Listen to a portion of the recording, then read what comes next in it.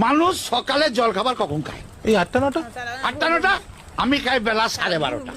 ও কি বলছেন? তাহলে দুপুরের খাবার খান কখন? বিকেল 5:30। রাতের খাবার? রাতের খাবার ভোর 4:30। হ্যাঁ, তাহলে ঘুমন কখন? ঘুমাই না তো, আমাকে ওরা কেউ ঘুমোতে দেয় না। হ্যাঁ, এই জন্য তো আমার সব সময় মাথা ঘুরে।